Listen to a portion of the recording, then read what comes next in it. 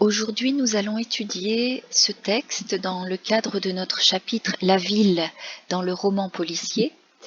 Ce sont les premières lignes d'un roman, Le chien jaune, de Georges Simenon, paru en 1931. En effet, on se situe tout au début du roman, c'est ce qu'on appelle l'incipit. C'est un mot latin qui veut dire il commence, ça vient d'une expression hoc incipit liber, ceci commence le livre. Ce mot latin est passé dans la langue française, donc retenez bien, chaque fois que vous étudiez le début d'un roman, les premières lignes d'un roman, ça s'appelle un incipit. Donc, cet incipit nous plonge au beau milieu de l'action. Un crime est commis sous nos yeux dans ces 30 premières lignes du roman. C'est souvent le cas dans les romans policiers. Ce début de roman plante le décor dans la ville de Concarneau. Et nous allons voir l'importance de cette ville dans le roman policier. La ville est tellement importante qu'elle s'apparente à un personnage, c'est comme si elle jouait un rôle dans le déroulement du crime. Nous allons donc découvrir et essayer de définir l'ambiance particulière de cette ville décrite ici.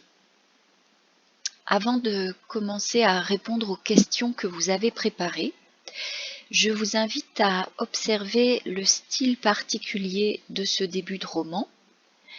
Vous avez sans doute observé beaucoup de phrases courtes. Vendredi 7 novembre, Concarneau est désert, des phrases courtes et juxtaposées, c'est-à-dire mises l'une à côté de l'autre sans mot de liaison. Un peu plus loin, on a quai de l'Aiguillon, il n'y a pas de lumière, tout est fermé. Encore des phrases courtes, tout le monde dort. Voilà. Il y en a quelques-unes comme ça dans ce début de roman. Ce style peut faire penser à un compte-rendu très direct, comme un compte-rendu de police, de gendarmerie, débarrassé de tous les détails superflus.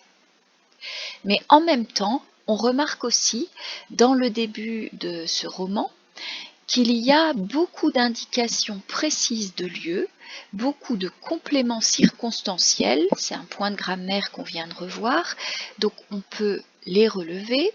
Par exemple,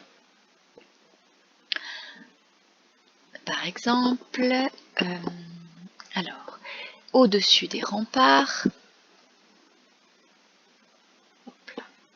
voilà, complément circonstanciel de lieu, dans le port, le vent s'engouffre dans les rues. Ici, on a à l'angle de la place et du quai. Auparavant, on nommait précisément le quai de l'Aiguillon. Et on précise encore à travers les vitraux verdâtres, au café.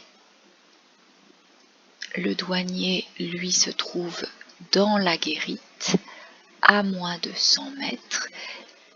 Donc, en face de lui, tout ça, ce sont des compléments circonstanciels de lieu. Vous pouvez les surligner comme moi d'une couleur et faire une légende correspondante. Personne sur le pont.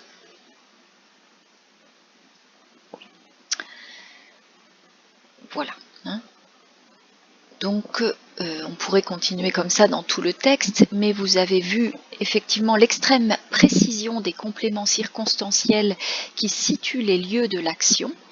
Et là aussi, ça peut faire penser à un compte-rendu de police, de gendarmerie, où chaque détail du lieu est important et constituera peut-être un indice pour l'enquête future. Et donc, c'est une caractéristique qui est propre au roman policier. Alors, je vous avais demandé où et quand la scène se déroule-t-elle. Elle se passe donc à Concarneau, c'est une ville de Bretagne, c'est un port et une ville fortifiée, comme l'indiquent les remparts qui se situent ici, et puis le port avec la présence de bateaux, notamment ce caboteur. La scène se passe de nuit. Alors, je vais changer de couleur, mais là, effectivement, ce sont des informations très importantes. On nous dit qu'il n'y a pas une lumière. On nous dit que l'horloge lumineuse elle marque 11h moins 5, encore une indication extrêmement précise qui renforce le suspense, car on se demande, va-t-il se passer quelque chose quand sonnera 11h? Et effectivement, il se passe quelque chose un petit peu plus loin, à 11h. Alors, il fait donc nuit noire, et on nous précise que seules les 3 fenêtres de l'hôtel de l'Amiral, à l'angle de la place et du quai, sont encore éclairées. Donc, en fait, c'est comme si on zoomait dans ce paysage très obscur, on zoomait sur ce lieu précis, ces 3 fenêtres. On précise ensuite que la lumière n'est pas vive puisque on nous parle des vitraux verdâtres et c'est à peine si on devine des silhouettes. Donc la lumière est faible. Ce qui est important parce que ça renforce le mystère et parce que du coup il y aura un doute sur ce que voit le témoin, le douanier, et sur ce qu'on peut voir du crime qui va avoir lieu. Pensez donc à ce mystère qui est suggéré, et en comparaison, vous avez étudié auparavant le texte d'Eugène Sue, Les mystères de Paris, et effectivement, il y avait aussi une ambiance sombre et lugubre, et voilà, c'est un point commun avec ce texte de Georges Simenon. Si on précise encore un petit peu les choses, je vous avais demandé de repérer quelles étaient les conditions climatiques et on voit que dans ce contexte, évidemment, la tempête va jouer un rôle important. Donc une tempête du sud-ouest fait s'entrechoquer les barques, avec aussi la présence du vent qui s'engouffre dans les rues. Et puis un petit peu plus loin, ici on nous donne des indications qui vont avec la tempête. Les poulies grincent et un foc mal cargué, c'est-à-dire le drapeau d'avant d'un bateau qui est mal attaché, claque au vent. Donc toujours la présence du vent.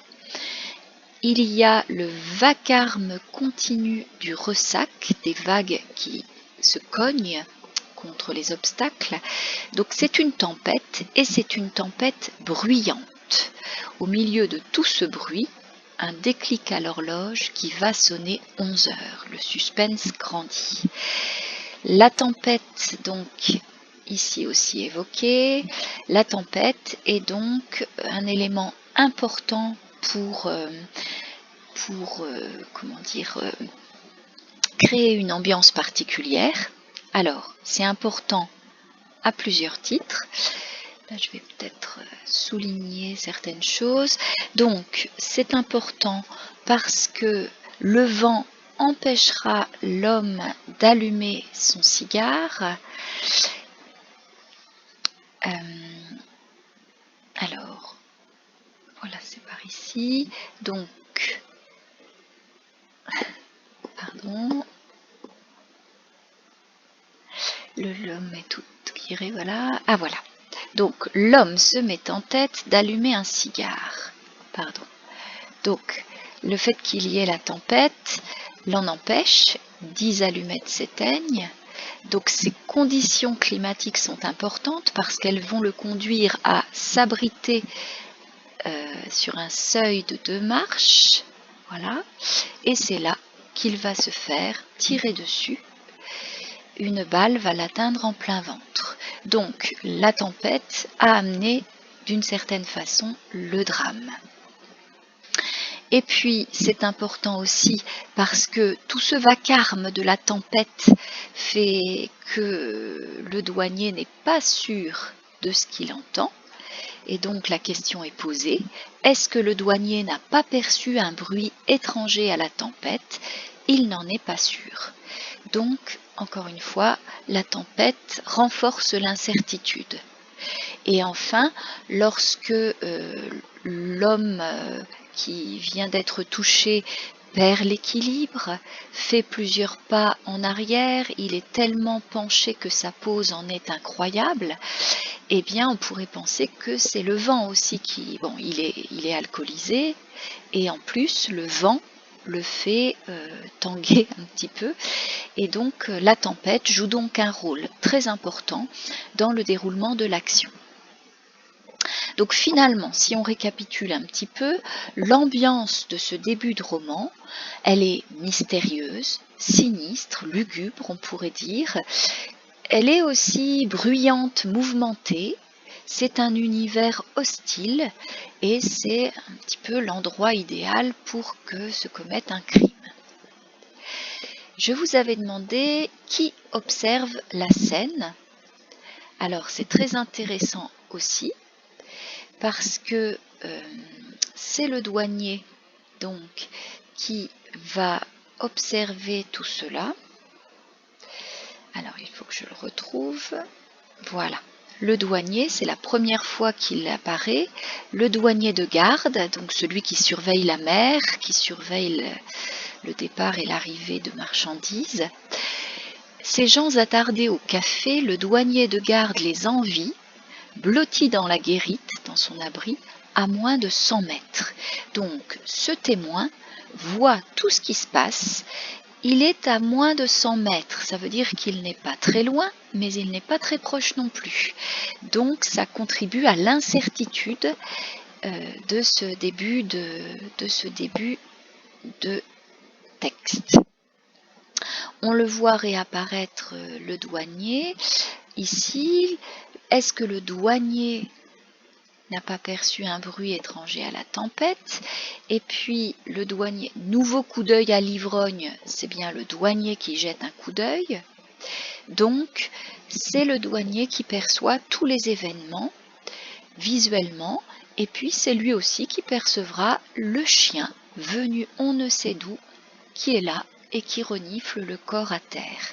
Ce chien, c'est le chien jaune qui donne son titre au roman, qui apparaît dès l'incipit et qui va jouer un grand rôle par la suite.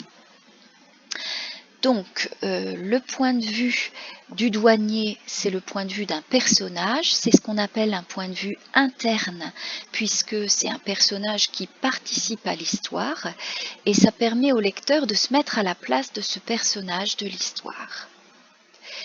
Voilà, je reviens pour finir à la phrase interrogative qui est une phrase clé. Est-ce que le douanier n'a pas perçu un bruit étranger à la tempête? Cette fois, c'est le narrateur qui s'exprime là et qui pose une question directement au lecteur. Donc c'est intéressant parce que là on revient à un point de vue externe avec le narrateur qui pose la question, qui introduit le doute et le suspense, et qui pose la question, est-ce un homme ivre qui tombe dans la rue ou est-ce une tentative d'assassinat? Au moment précis où a lieu cette tentative d'assassinat, c'est intéressant de remarquer que le douanier n'y croit pas, il est plutôt amusé par ce qu'il se passe, puisqu'il rit en observant l'ivrogne. Il rit, on nous dit, et puis d'ailleurs ce fumeur, on nous dit aussi que il est tout guiré, il est très joyeux. On nous dit aussi que ce fumeur, il fredonne, donc là on est loin d'imaginer qu'il va se faire tirer dessus. Le douanier le suit des yeux, sourit, Donc le narrateur nous met un petit peu sur une fausse piste au moment précis où le drame va se produire. Il nous induit en erreur avec des indices plutôt positifs et une scène qui a l'air d'une scène amusante. Voilà, pour conclure donc, on a là un lieu idéal pour que se déploie le roman policier.